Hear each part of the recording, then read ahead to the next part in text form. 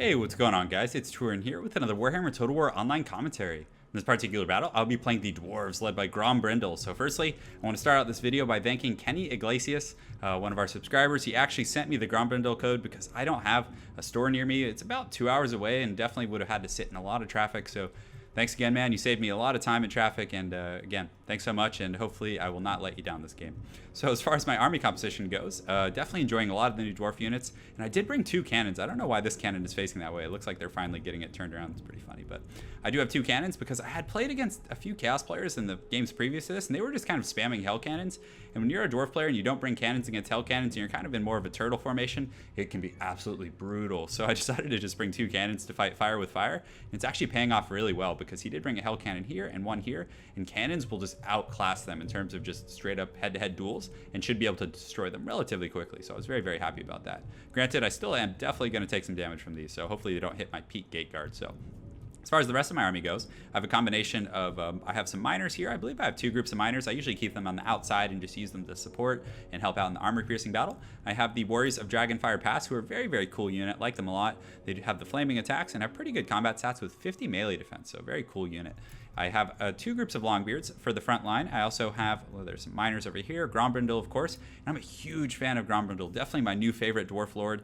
I love the fact that he provides that perpetual leadership to all of your units. If you take a look here, these guys are buffed up to 93 leadership. These guys are at 90, so definitely keeps your army from routing. And he also has the ability, GROMBRINDAL knows no fear, or has no fear, that makes your entire army unbreakable for a period of 33 seconds, I believe, which is very, very strong. So in those close battles where everything is kind of wavering, he can really turn the tide, which is very, very cool. So I also have a group of Thunderers back here, just a single group. I don't like to have multiple groups because for Thunderers alone, just one group is enough to really, pack a punch on those high value targets. And it also minimizes the amount of units you have to protect. Especially if you already have like 2 cannons, it's a huge liability to have to protect 2 cannons as well as a group of Thunders from, especially from like Manticores. You can already see they're littering the skies over there, so it should be fun.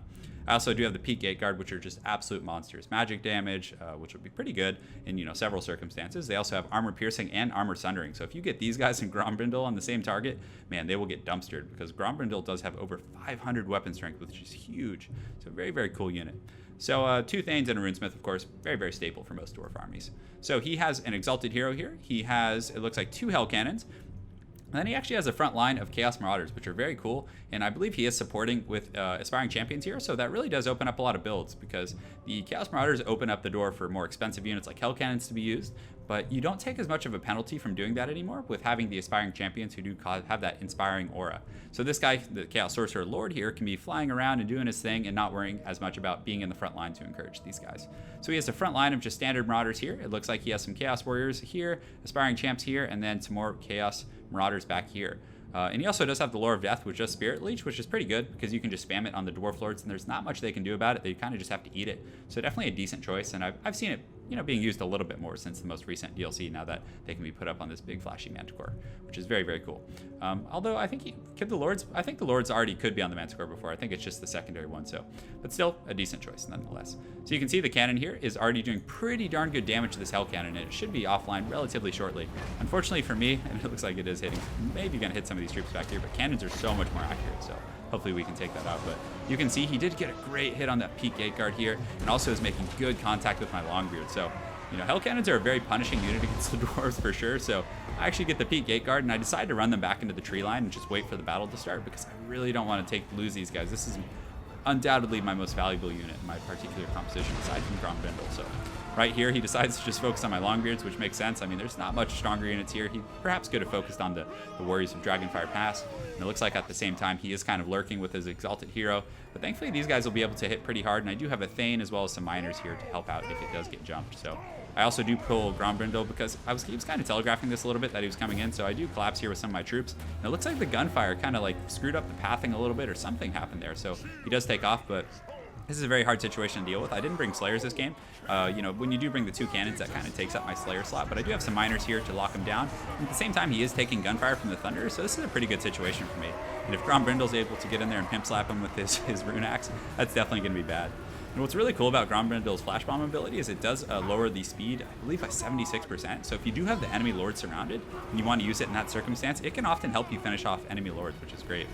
So you can see one of the Hell Cannons is already offline, which is great. So I'm simply going to switch to this other one because I don't want it firing at me all game. So the Thunders also were able to do pretty substantial damage to this Exalted Hero, and I didn't really take any damage. I took a little bit of HP damage on this cannon, but he did disrupt my fire for a little while, which is arguably very, very strong. So he has a very, very large army for sure, very widespread, so I'm going to have trouble kind of dealing with it all, but thankfully you can kind of, I like to keep my Thane here and then one over here to detach in the wings, because they can absorb the shock of an entire group and usually not take much consequence for doing so.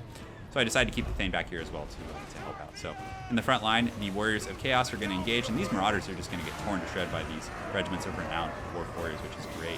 You can see the Longgrids here are just going to absorb this charge, although I think they just have charge defense against large foes, so I probably should have countercharged them there in retrospect, but I think I was microing elsewhere and definitely wanted to focus on that. So this Thane should get in here as well, but I believe I actually detach him to deal with these Chaos Marauders, which is pretty good, because you know, you definitely don't want to waste the Peak Gate Guard fighting those units. Definitely not a fun situation. So I do have the Runesmith over here, definitely a very strong front line, and Grombrindal, the White Dwarf, is in here just going ham with his axe. He is such a cool unit. I really, really like him. Definitely, you know, Umgrim's great and all, and, you know, he is perpetually unbreaking, which Grombrindal is not. So he can route, you know, but again, he does have that buff, which, you know, makes everything unbreakable. But I still think his weapon strength is just so darn high. And also, there's the utility he has with his two abilities. The Flash Bomb, you know, slows units and also has debuffs on enemy defensive stats, so it's just so good. So he's in there just kind of laying the smackdown on these aspiring champions, which is great because he does have armor piercing, which is really, really nice. So unfortunately for me, my opponent did land this Exalted Hero over here and is doing some work, but thankfully I did have some miners.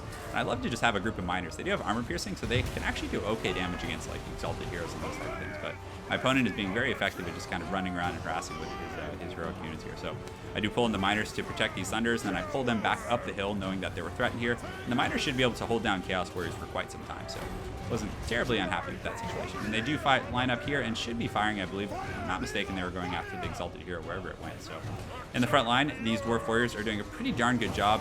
And of course, they are supported by this Runesmith here, so they're going to have great defensive stats. And not only that, but these guys already have 50 base melee defense, which is great. And then getting that additional 15 armor, they're doing a good job against Chaos Warriors, which are a pretty strong unit. And especially, you know, considering there are exalted, not exalted champions, but aspiring champions in the mix. And the Peak Gate Guard are also in here, and they're going to absolutely dumpster these aspiring champions. You can see they're already down to 6 models. So when they sunder their armor in conjunction with that really high weapon strength and armor piercing, it's going to be a bad day for those guys, especially when they come in low numbers like that. So over here, the Dwarves are definitely holding the line, but this is a much tougher battle. You know, they have some Chaos Warriors over here, and also the enemy Lord was circling above and doing some harass, but he is taking that Thunderer fire. And just having a single group of Thunders is very easy to protect. Sometimes when you bring, you know, too many missile units, it's very easy to kind of, you know, lose control of your back line, and then the opponent can just run rampant and get massive value. But these Thunders are continuing to generate value. I'm able to kind of scoot them back and forth and protect them with these low tier units. And this guy is definitely not having a good time. And Grombrindal's in here. He's pissed off. He's definitely, hopefully won't let this guy go. We'll see. And let's actually take a look. I'm curious what Grombrindal's move speed is. I think it's pretty darn fast. So it looks like right now it is around 40, which is pretty good. So sometimes when that Matscore does that animation, it allows the enemy units to catch up, which is bad. And we'll see if he gets him with his axe. There he goes. He chops him off, which was very, very cool. Very stylish. The White Dwarf, definitely not disappointing. So hopefully, you know, he can clean up the last of this crew. But my opponent did a very good job. Chaos Marauders are a fast unit. They have 35 move speed, so they can generally outmaneuver a lot of Dwarvish infantry. And he was able to get back on my cannon and route my crews, which was very big because I was using them to harass his leadership. So definitely tough. But Grombrindal getting Spirit Leech. My opponent's just kind of been sitting up in the trees here with his Lord casting Spirit Leech, which is very smart because it does give him some shroud against the Thunderer fire. But the Thunderers are able to assist pretty well here on these very thin lines and are definitely busting a cap on these Chaos Warriors here. You can see one of those shots actually decapitated those guys, so definitely a testament to the strength of those. Does this guy not have a... What's going on? Is his face not rendering? It definitely looked a little funny there. Yeah, some of these Chaos Warriors are kind of fugly looking right now. But Grom in there is doing some serious work, just, you know, helping the miners out. And the miners are definitely happy to have his help because this is an uphill battle for them. And they do break the Chaos Warriors, which is great. And also another thing to mention is that Grombrindal's debuff ability that he does cast, it does have a leadership hit that it does the opposing forces. So against like certain Empire builds, it's been pretty good when I've been facing off against Spearmen, and I'm really looking forward to experimenting with it. So my opponent does land his Lore of, and I do use the slow there, like I see, when you see it, it does 34 melee defense, 76 speed, and 8 leadership. So I was hoping to just like get a big crack on him, but unfortunately he did slip away, and I was hoping to collapse here, but you know, very well played on my opponent's part. But he still is, you know, slowed by 76%. So these Thunderers are able to posture up very quickly, and he's going to take a lot of gunfire. So it wasn't a complete failure. Wasn't my best use of it ever, but at the same time, you know, it did get rid of the enemy Lord, and he is now broken and shattered. So the rest of the Chaos Forces at this point should rout off. It was a very, very good battle for sure. Interesting to see the Chaos Sorcerer Lord with the Lore of Death. You don't see that terribly often. I think it's a little better when you combine it with the Lore of Fire. Like if he had brought, even just put him on a regular horse if you're trying to save money. Because having that Cascading Fire Cloak is so good against the Dwarves with that extra armor piercing and just, that additional damage is just so strong. So regardless, very, very well played to my opponent. It was definitely a unique army composition. It was a lot of fun. So, the White Dwarf you guys saw, he did a pretty good job hunting the enemy lords. He slowed the Scout Sorcerer, allowed him to get cut down by the cannon, not cannon fire, but missile fire. Did good against the Exalted Hero, but one issue with my opponent's army is I think he put a lot of marbles in these Hell Cannons. He kind of had this defensive build here, which is, if I had had to advance on this and, it would have been tough to break through that if he could have sat on the hill and just bombed me. But having to advance with this army that didn't have any armor piercing really, things like that was definitely tough. He was kind of going for that more atrocious playstyle, but when he saw I had the 2 cannons, it was definitely a tough situation for him with this particular army build. But I think if he had even cut like, a group of these or 2 of these guys and gotten some armor piercing equivalents, it would have made a big, big difference. But at the end of the day, it was definitely very Hell Cannon centric. And, a lot of these matches are, won before they're even started with particular builds. So that's definitely something to consider, guys. So again, good game to my opponent, Brutus. I look forward to seeing you again on ladder. And I hope you guys enjoyed that Dwarf cast. Have an excellent night and take care.